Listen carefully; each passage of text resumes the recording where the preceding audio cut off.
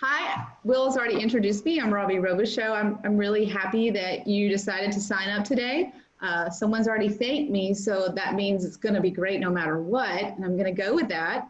I think that we've got a lot to discuss today. I mean, I'm going to share my screen as we get started, and we're going to make sure everything works according to plan. Well, and now I can't get to my actual screen to hit play. Hang on. It's so appropriate as we think about social innovation and all the issues we have when we try to use technology for success, the good parts and the bad parts. But I think the question today is really, why not innovate? Why not try something new? And so first I want to thank, I have one of my graduate assistant researchers, Allison Hall, on the call. She took my social innovation and entrepreneurship class this spring, and my students have to develop a social business plan. And so a lot of this presentation is based on what I do with my students, but also thinking about the whole, what does a business model look like? While I am 100% a nonprofit person, that's my passion, that's what I care about. I think we have a lot of different ways of learning about information from different sources. So the presentation is going to be broken down into multiple parts. Just to kind of give you an overview. First, I want to talk a little bit about what does it mean for you as an individual to be an innovator and be entrepreneurial. I'm assuming, I could be wrong, you know what they say about assuming, but you're here because you want to be innovative. You want to try something else out. You want to know how to do that. And so my goal is to kind of help us get to that point. The second part of the presentation is really looking at the organizational context, this idea about co-creation, design, creativity, and ultimately about your mission and what you're trying to do. And then at the end, we're going to kind of talk about like particular innovation and what it looks like during times of crisis. I think there are multiple, you know, when I titled this presentation, I was thinking of just COVID, and I think that would be unfair not to talk about more than that as we go along. So I want to address some of these questions. For those of you who just joined, I want to say that I'm going to try a breakout session halfway through. So if it doesn't go well, I think it will, but if it doesn't, we won't do it again. So, but we're definitely going to try that. And to begin my presentation, one of the themes that is central to a lot of the innovative research right now is this idea of empathy. Empathy with your beneficiaries. And so keep that in mind as we move through. And I want to start off with a quote. Creativity is something you practice. A lot of people think that creativity is just innate. It's just something that people have it or they don't. And so my goal today is to tell you that it is not. It is about practice, and it is about the process of trying multiple things to see what works. But innovation occurs at many levels. So I don't want people to start this presentation thinking it has to be big. I mean, innovation can occur with like your service or your product, what you deliver or how you deliver it. How do you tailor particular products or services to your market, and who is your target market? Innovation occurs with how you design what your nonprofit does, like your typical business model, multiple revenue streams, differential pricing, combining, finding untapped resources. It also occurs in the way you distribute externally to your community. So the process and how you reach other people is also a way you can be innovative. And then the final way innovation also occurs broadly is internally. What are the organizational processes that you do that could be better, that you could bring to scale, and how to keep improving? So by a quick show of hands, for those that I can see, how many of you think you know what it takes to be innovative in your organization? Okay, so a few people think they know what it takes to be innovative. I want to say that there are a lot of myths that keep people from trying. And I think we'd be doing you a disservice if we didn't talk about some of those myths. And the first one, particularly for nonprofits, is that it takes a lot of money. It doesn't take a lot of money to be innovative, but what it does take is different kinds of human capital resources. It's not a matter of just money. It's a matter of your management team, your leadership, your board, your volunteers, and how many of them you can bring together to understand all of your resources. Another myth is that innovation is just for young people and those that are reckless, particularly when we think about how we're stewards of other people's money. But some research says that really in the last decade or so, the fastest growing group of people that are reporting entrepreneurial activities are actually in the age bracket of 55 to 64. And so we've seen a sharp increase in people that aren't, quote unquote, the millennials doing innovation work and being really successful and going to incubators and startups in their community and trying to do innovative work. So that is a myth. Another myth, I think this is the biggest one that holds people back, is that you have to have the next big thing. It's got to be the best idea, it's got to be a great idea, or it's not innovation. Actually, a lot of people have great ideas. And I assume you're at an organization because you already have a great idea. The challenge is execution. Execution, having a plan and having the right people in place to make it happen. And then the final kind of myth around the innovation genre is that you can't teach it. It's just you have it or you don't. And that is a myth. It really requires that little passion and fire in your belly to get things done. I would say innovators, entrepreneurs are made more so than they're born. In the literature's kind of pan that out. This is how it works. People practice it, they fail, they practice it, they fail. And by the time you hear about this great innovator, they usually have failed a couple of times with different ideas. So it's not just something you do or don't do. So there's been some really fun stuff around how do you get your creative confidence with these, I don't know if any of you've heard of the IDEO Design Lab out in California, but they do a lot of work with nonprofits and small businesses to try to help people realize what their innovative creative capacity is. And what they argue is that we are actually born very creative, and that over time through education and formal structures, unfortunately education, but we tend to stifle those innovative processes and impulses that we have. And rather than stifle those things, what we have to do is teach people to, reclaim your creative confidence. So the idea is that you have it in you, we just have to go back and think about it and what that looks like. So some strategies in facing your fears, these are kind of framed in the negative, but I'm gonna say what the practical application is and the positive.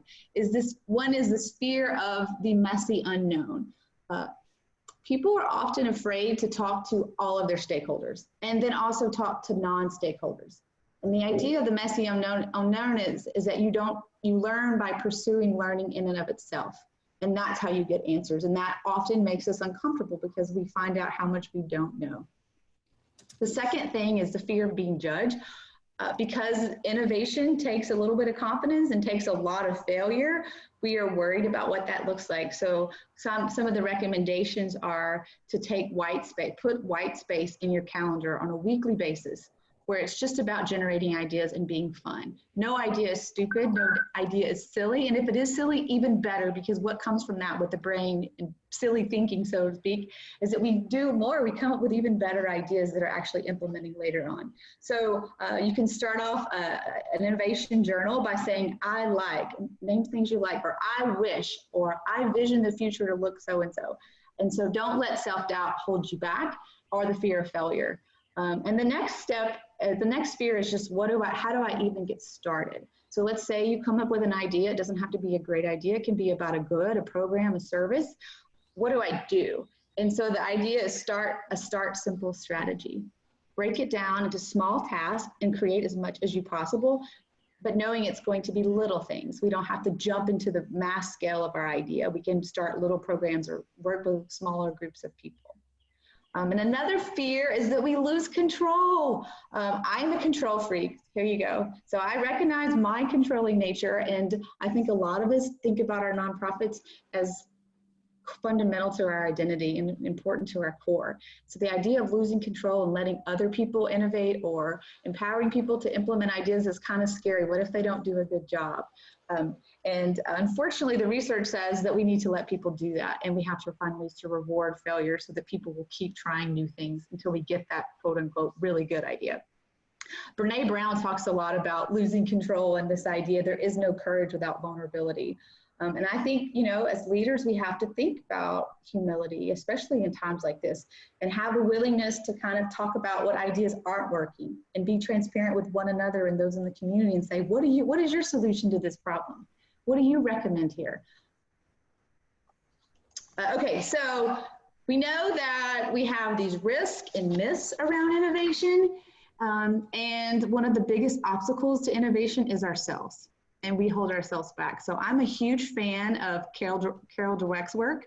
Some of you may be familiar with her. She is a educational psychologist, and she has gone around to a lot of public schools and trained teachers to help students think about learning and think about what she calls this growth mindset. And she's been very successful in a lot of different schools around the country, schools that were failing change just because teachers approached their students differently. It was as simple as that. So I teach this to my students because I believe it has value. We have to understand ourselves if we're really going to help our organizations. So the first thing is, what's a fixed mindset, okay? And that is this idea that intelligence is innate. It is fixed, and there's nothing you can do about it. So in an innovative setting, I'm not innovative, I'm not creative, and therefore I can't try. And so, you know, fixed mindsets tend to avoid challenges because they don't want to fail. They get stuck in analysis paralysis because they don't know what to do and they want to be perfect the first time, and they feel threatened by other people's success. And so particularly when I talk about this in the context of people that are trying to do really important work, what does a growth mindset look like? And that means we embrace our failures. That means we realize that it's going to take work and effort, not necessarily intelligence, like good implementation, like we were talking earlier, to achieve our goals. And so that we have to keep persisting even when times are tough. And so the idea here with thinking about a growth mindset is kind of where there's if you Google this, you'll come up with too much information, but where do you fall on the spectrum, knowing that some things you feel really confident in, maybe in your organization you feel really confident in fundraising, or you feel really confident in leading other people, but you feel less confident in fundraising, and trying to turn that around and saying, how can I, for example, if I don't feel confident in community outreach and talking to people, how can I get better at that? What would a really good community outreach person look like? And how do I start kind of trying those things out for myself? So these are kind of about you as the self. And now I want to talk a little bit about you as the self in an organizational setting. So this is a really great book. I have the cover up here. It's called The Art of Innovation. It's not too academic-y. It's really fun. This is from the group I was talking about, this design lab firm. And they've worked with hundreds of businesses across the country, and they also support new startups. And the idea is that there are secrets to brainstorming, and we typically do it wrong.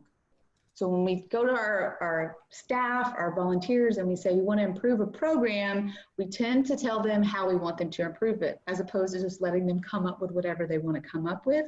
I mean, one of the worst things that you could do from a brainstorming perspective is the boss speaks up first. You want to stifle creativity, the boss takes control and speaks up first.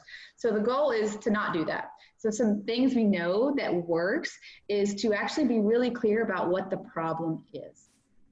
And sometimes we combine problems. So let's say we have a crisis we need a crisis communication plan, but we also have a financial problem. And so we go into a brainstorming session trying to solve too many problems at once. And so it's much better to kind of separate those out and focus on one thing at a time. Also, I like this idea of playful rules. So the goal in this is go for quantity. Say we want to get 100 ideas in 10 minutes. Nothing is too silly. There's no judgment that takes place. We're just going to name as many ideas as possible. We want to encourage wild ideas. The sillier, the better. Go crazy. Think about how to solve a problem in whatever comes to your mind. And also, the visual is very important when it comes to creativity. I mean, as someone who has to write a lot, research has shown that the brain is stifled by structure. It tends to, while structure helps us, it tends to hurt us when we're trying to be creative. So let your brain wander wherever it wants to wander, and don't feel like you have to stick to one way of doing things. Some other practices when it comes to brainstorming is that it's more of a conversation. That doesn't have to just be everyone participates. Well, everyone should be at the table, that's great. Thinking about who's not at the table is equally important, as well as just letting people go and moving organically throughout the process. Also, don't think it's for experts only. It's for all the individuals in your organization. Another practice on the right side of the screen here is hot groups.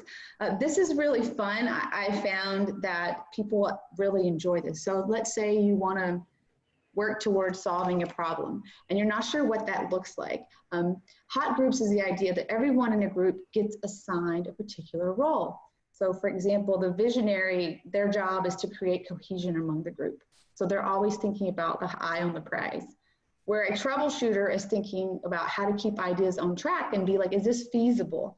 The iconoclast, right, is the person that's challenging the social norms and saying, let's think outside the box, and this is what it would look like to do something crazy.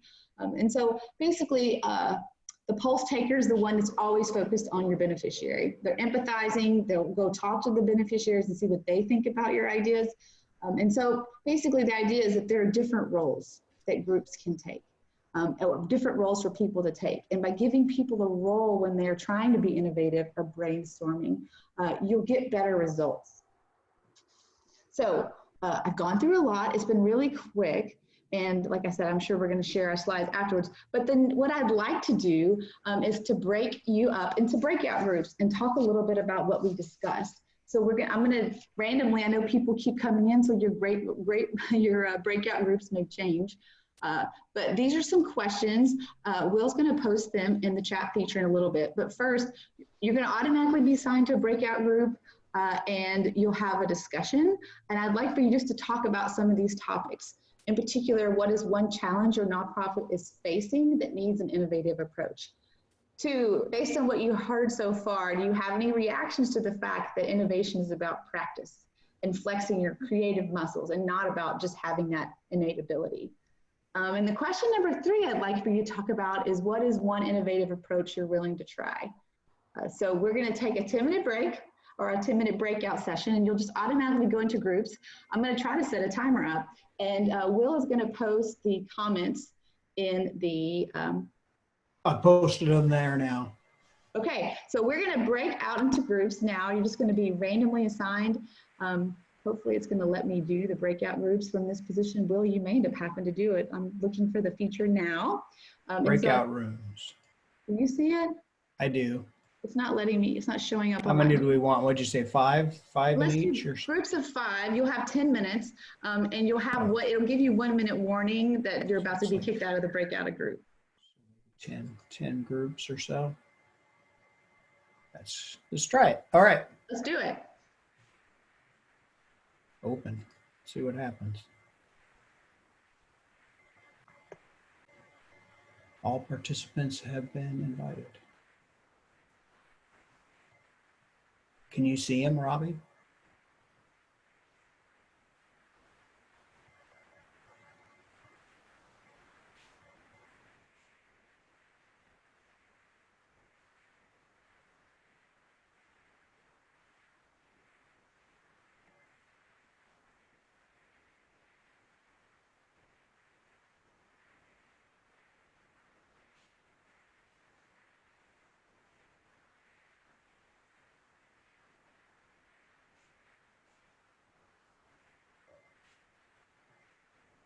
We're the folks who We just happen to be in a small group with a bunch of people we know. yeah, you guys were in a small group. Should be everybody. I know it takes it. Oh, everybody's screen's up too. Look at that. I see all kinds of faces I haven't seen before. This is exciting. Oh, everybody's turning it off real quick. That was fast and furious. We liked it, but it was quick. Well, one of the rules about breakout sessions on Zooms that I've heard is that you should end before people are done talking. Because then they come back with like, oh, I didn't get to say, and so they're more likely to bring it up later on. So I know that was a really fast breakout. We kind of got started a few minutes late because of the link issue, so I cut it a little bit short, but I do want to save more time for actually the last breakout session. So with that, I think everybody's back. I do enjoy seeing faces, but I'm going to go ahead and share my screen and get the presentation back up and running so we keep moving forward and we can be respectful of all of your time. So hopefully that was some good discussion. Again, like I said, we'll come back to them later. As we move forward to kind of, okay, we talked a little bit about the self and what our thoughts are towards innovation and being creative. I love this quote, at the heart of design thinking is deep understanding or empathy with what people want. A lot of this is about customers. I don't particularly use that language, but thinking about it in the context of nonprofit, who are your stakeholders and who should you be empathetic with? It's not just your clients, it may be your volunteers and your staff and your board even. And so one of the things that's become really popular, you've probably all heard of this idea, is this co-creation with your community. And understanding that it's really an understanding of who your community is and who is also part of your community that you haven't brought into the table. And so how do you think about the different segments of your target population? And then should there be other people that you're also targeting for your services or your products? And so collective capacity is about bringing your community together and figuring out who are your key stakeholders, assessing what they need, what information or goods or services they require, and then focusing on a community-driven approach, not necessarily competing with all of those around us. And I think this is particularly challenging. We don't want to talk about competition in the nonprofit sector because competition really involves around resources. And so that tends to hold us back from really large-scale change in our community. And so I say that understanding that everyone's kind of competing, but the goal here is if we're trying to improve our community and we find ways to work together as opposed to compete, we can have a bigger impact on our community. In particular, I think small, particularly rural areas are really good at doing this. Coming together, saying, I'm not going to do that service because you do it really well, and I'm going to focus on this. And then finally, this really gets to step 3 is like, who are all the people you need to bring to the table to have collective capacity in your community? So I want to say a little bit more about how do you design a solution. This is some fun stuff, thinking about the process of design and what that idea looks like. So one of this popular idea is the idea of inspiration, ideation, and implementation. So what inspires you? What is the problem and the opportunity? People usually frame it in the affirmative. What is the opportunity you're not seizing on today that you could try that could really help us find a solution to the problem we're addressing? So asking people what they want, and it's not just asking, sometimes it's observing how people interact, how people talk to their clients or customers, and also how do you keep building credibility and legitimacy? We know that, I hate to say this, but when you ask people their opinion and you just listen, they think you're smarter. So when you're trying to reach out to stakeholders, there's nothing wrong with asking them what they think the solution is. And you get really great ideas from doing that. And the second stage is really this idea of ideation. So the brain is a funny thing. It needs time to process information and put different processes and structures in place to try to figure out, well, what do I do next? And so creating multiple options goes back to this brainstorming idea to figure out what's the best and bringing in diverse stakeholders in this process and who's not included. And then finally, kind of you get to this implementation, which is where most organizations actually fail. It's not in the idea, it's not in the inspiration, it's in, well, how do I do this well? And so what does that process look like? The business literature says you should create physical objects about what you're doing to show people and tell them what you're doing. But in a nonprofit setting, I've done this with my students, it's really hard to create a physical manifestation of a service. And so what we've done is we've used images and colors and drawings to try to map out services to make it more fun and creative and just to have a conversation around what we're doing, what images we're using and how we're using them. So the mission model canvas is typically it's called the business model canvas, but it's the idea of how do you design your business. And in the nonprofit context, the most important thing when it comes to innovation and designs is about your value proposition, your mission, this little thing right in the middle. So what particular who are your partners? What are your activities and your resources that help you accomplish what your mission is up here? And what is your value proposition? What are you bringing to your stakeholders? And which stakeholders maybe aren't in the discussion? And then ultimately, how do you get buy-in and support and deploy what your service or good is to your beneficiaries?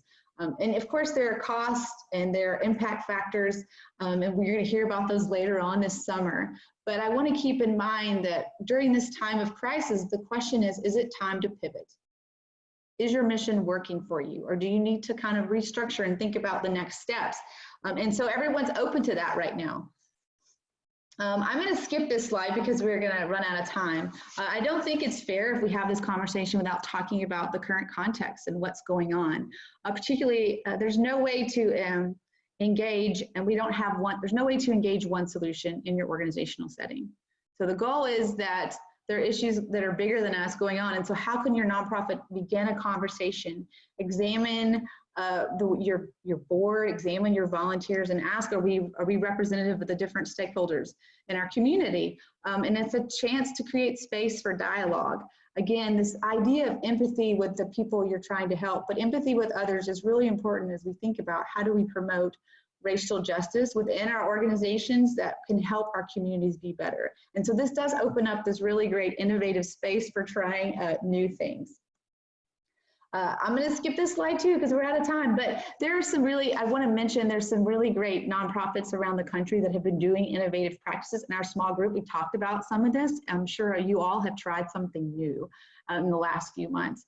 Texas Rising is a group of a coalition now that are trying to get young people to register. And before it was all done on college campuses.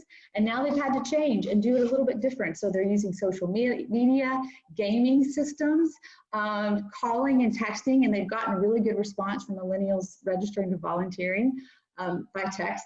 The challenge has been that in Texas, for example, voter registration can't happen online. And so now this organization has started more advocacy in trying to find online ways to get people to participate. Another great example is the Eastern Market Partnership in Detroit. This was like an old farmers market that's been around since the 1800s.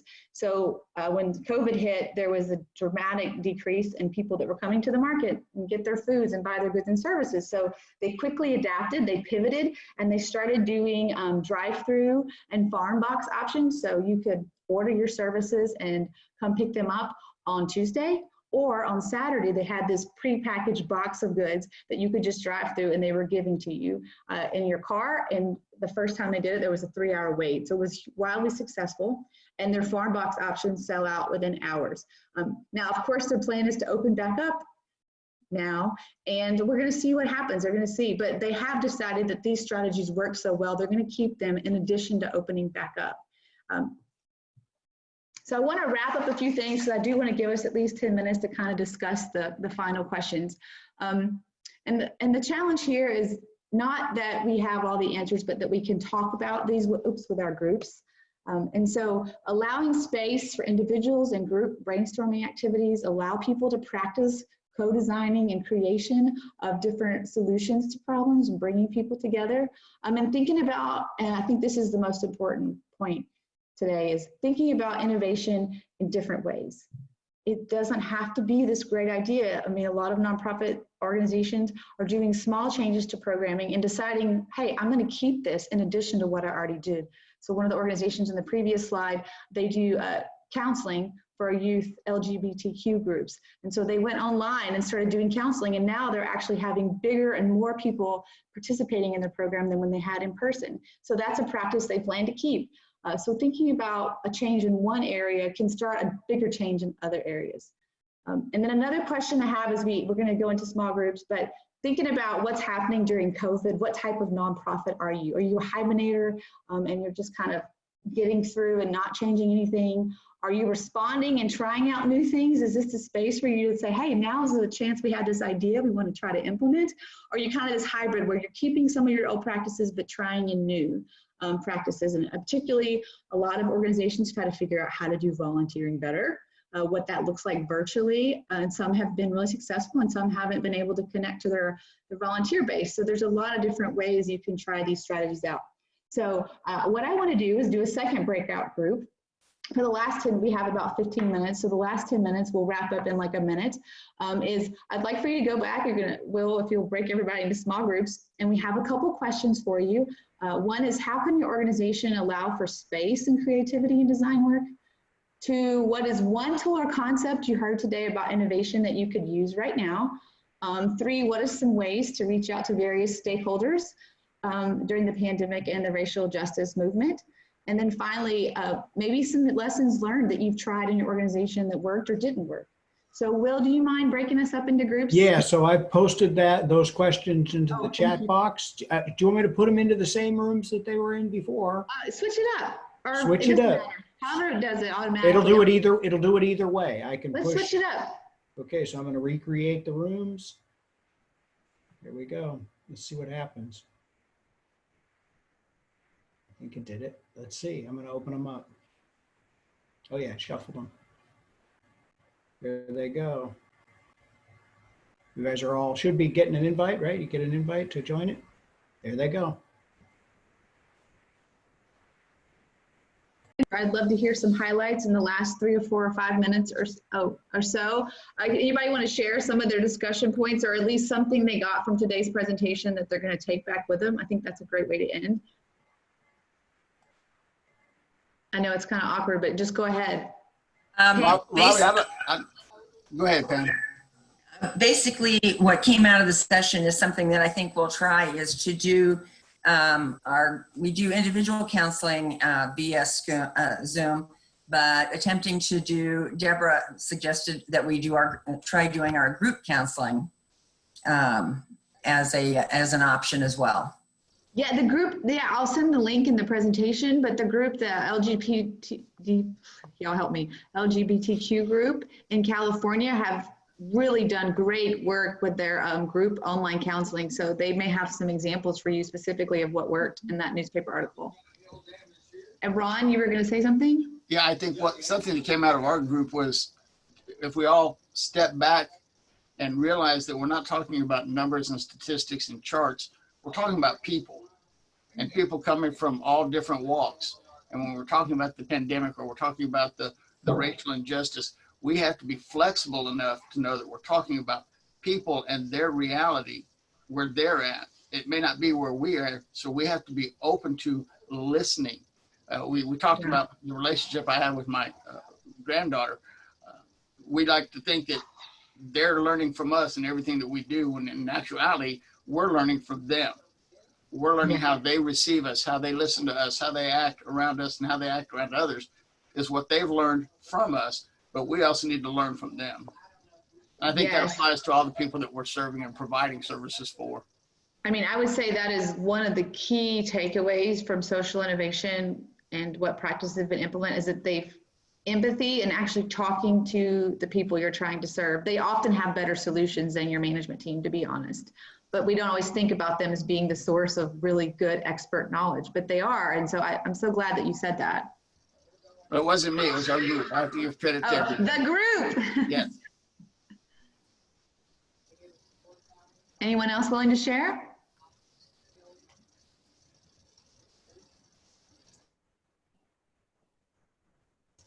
Well, if nobody else is going to share, I'm going to take mine back because I want to be a part of the group. I'll say that I learned the term consent agenda to get the business out of the way and let our board be creative in the session. All right, so if we're going to be in online meetings for an hour, I want that to be about fundraising and helping kids. And yeah, that's so smart, Patrick. It's it a wasn't gift, me. It was right? Again, beg, borrow, and steal. Other people have great ideas. They're already coming up with solutions. We just don't get a chance to hear about them, but they're out there. Any last thoughts? Well, I really liked the breakout session because it gave me the opportunity to meet others in different organizations. I think that's a good. Ron mentioned it earlier, that we get to meet people, and we have other resources now. Should we have a question or whatever, we know who we can go to, per se, other than you, Will, and Kenny. Yeah, that's a good point. That's great. Yeah, we'll try it again. Robbie, that was great. I appreciate you taking the lead on this one. We're excited about next week. We've got Jenny Morrison and Gaby Jordan from the Handel Group. So they're going to give us a great session. Jenny's joined that new firm over there. So we look forward to hearing about their work and what they have going on. Appreciate everybody being here. Unfortunately, I got to jump out real quick. I'm running on to another meeting. So appreciate everybody. Thanks, everybody. Thank you. Thank you. Take care. Thank you. Bye. Thanks, Robbie. Thanks, Will. Thanks, Kenny. Bye, Royce.